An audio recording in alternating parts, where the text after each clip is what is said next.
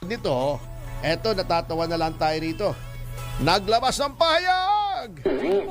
Si Pangulong Marcos. Ano daw? Siya ba ay magiging napakahigpit?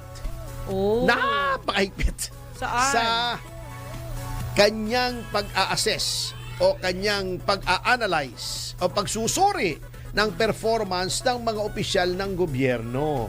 Yung hindi daw magdi-deliver, tatanggalin sa pwesto. Right away. Ang problema, yung gagawin yung gusto niya mangyari at all cost, kahit Kahit mali. kahit labag sa batas, kahit labag sa naman. konstitusyon, katulad ni Torre, di ba, ginantimpalaan. Sa paglabag niya sa konstitusyon, ginantimpalaan siya. Di ba? Si Rebullion, ni-retain sa paglabag niya sa konstitusyon. Si Boying, Boying. Si J. Ruiz nga, nakipagkontrata sa gobyerno, ni-reappoint. Nakita na niyan yung tutol, yung pagtutol. Nakita na niyang may baggage.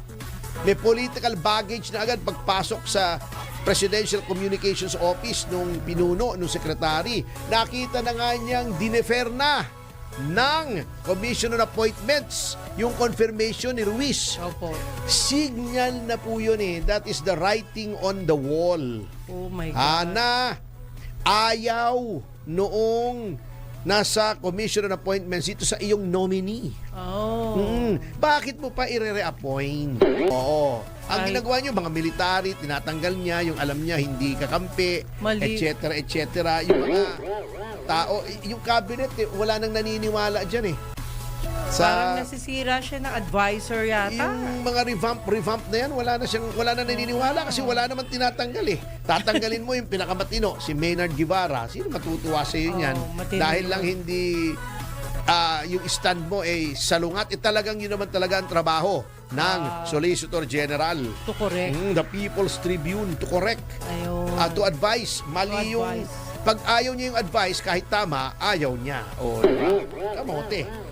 Alam mo, sa sobrang baba ng kredibilidad Ayun niya. nga. Di ba ngayon ay Lumiliit Martes? yung ano niya, presyento. Di ba Martes ngayon? Opo. Pag pumunta siya pag nag-broadcast siya, sinabi niya, mga kababayan! Mga kababayan, ngayon ay Martes. Titingnan mo pa sa kalendaryo mo sa Google kung tama yung sinasabi niya. Bakit paniniwalaan?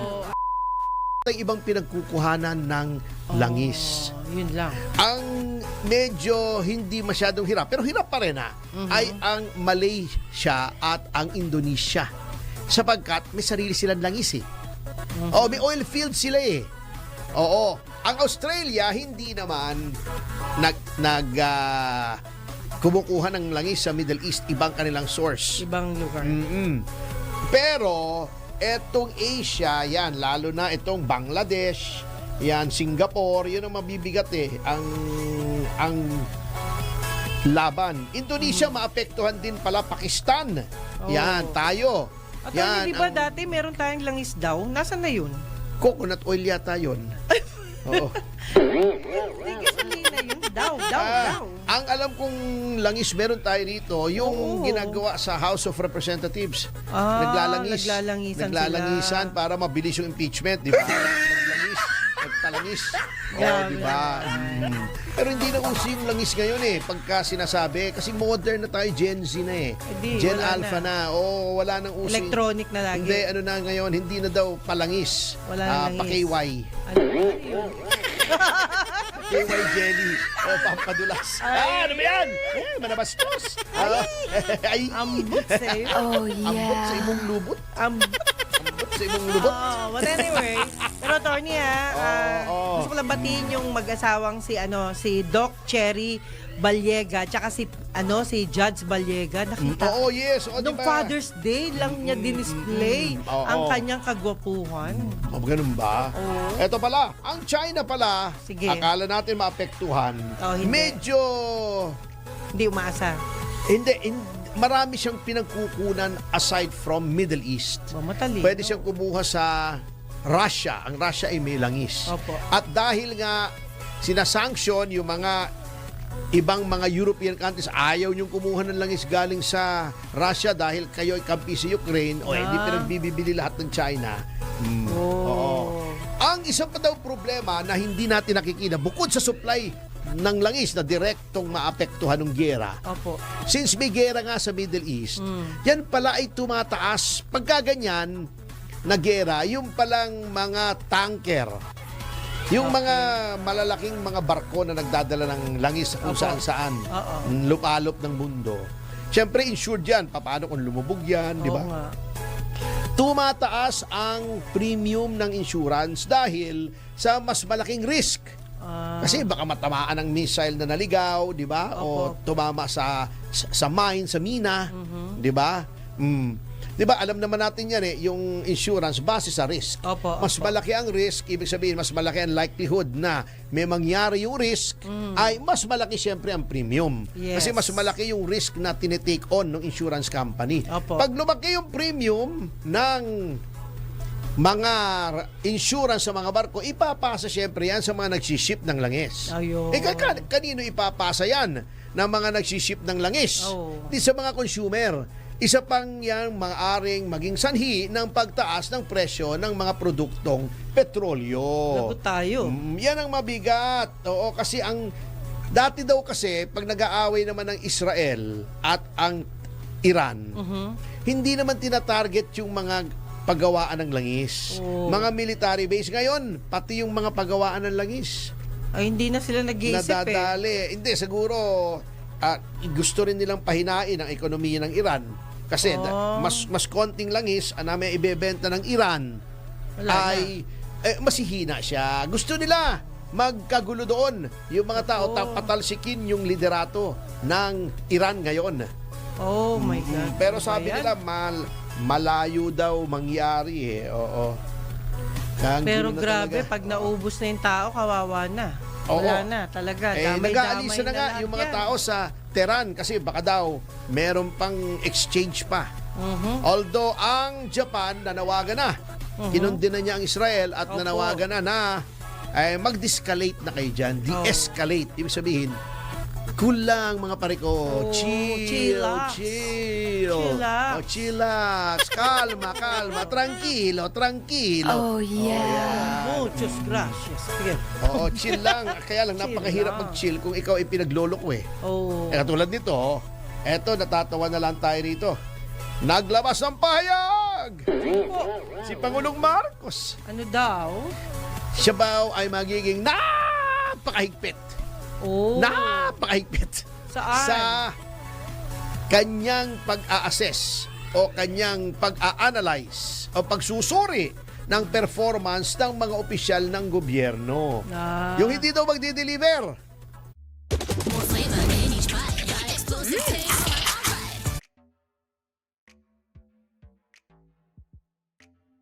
Right away. Ang problema, yung unang-una, yung definition ng delivery. Ang definition ng delivery, yung gagawin yung gusto niya mangyari at all cost Kahit mali. Kahit labag sa batas, kahit labag sa konstitusyon, katulad ni Torre, di ba, ginantimpalaan. Sa paglabag niya sa konstitusyon, ginantimpalaan siya. Di ba? Si Rebullion, ni-retain. Sa paglabag niya sa konstitusyon, si Boying, Boying.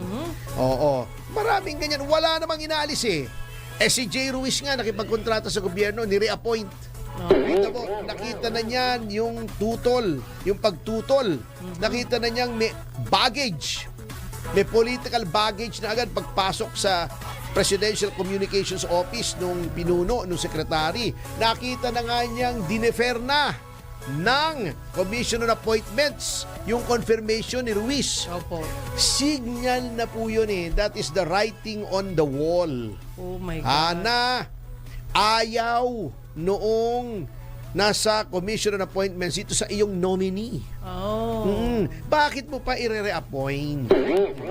Napakahalaga ba? Wala namang pwedeng mag-communicate na hindi nakipagkontrata sa gobyerno at walang masasabi na from day one wala nang ginawa kundi sa halip na yung Pangulo ang depensahan, sarili niya dinidepensahan. Mali yun. Yung kanyang scandal, so to speak. Tama man yun o mali, meron Di ba dapat ang gabinete is just like Caesar's wife? Yes.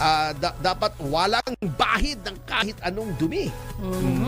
Oo. Ang ginagawa niyo, mga military, tinatanggal niya, yung alam niya hindi kakampi, etc. Yung mga tao, yung cabinet, wala nang naniniwala dyan Parang nasisira siya ng advisor yata. yung mga revamp na yan, wala na naniniwala kasi wala naman tinatanggal eh. Tatanggalin mo yung pinakamatino, si Maynard Guevara. Sino matutuwa sa iyo niyan? matino Dahil yun. lang hindi yung stand mo ay salungat. Talagang yun naman talaga ang trabaho ng Solicitor General. To correct. The People's Tribune to correct. Ayun. To advise. Mali To yung advise. pag ayaw niya yung advice, kahit tama, ayaw niya. O, diba? Kamote. Yan ang mabigat eh. Ibig sabihin, nagiging negative tuloy yung itsura ng presidente natin. Kawawa naman. Alam mo, sa sobrang baba ng kredibilidad Ayun niya. nga. Di ba ngayon ay Lumilit Martes? yung ano niya, presyento. Di ba Martes ngayon? Opo. Pag pumunta siya pag nag-broadcast siya, sinabi niya, mga kababayan! Sabi, mga kababayan, ngayon ay Martes. Titingnan mo pa sa kalendaryo mo sa Google kung tama yung sinasabi niya. Bakit paniniwalaan? Mga kababayan, sabi niya, ngayon ay June 17. Titingnan mo muna. Oo nga, oh. Fact check mo muna, hindi po ba siya paniniwalaan? Hindi agad-agad. Oo. Ayun lang. Oo, yun ang nangyayaring kapwitan sa ating yan, oh. Sayang naman. Kare-reject lang, sinabi lang, ay, titingnan natin yung performance, reset, cabinet reset. O dire-appoint mo. Yung basically, binaypass ng commission on appointments, hindi reset yun eh. Buiset yun eh.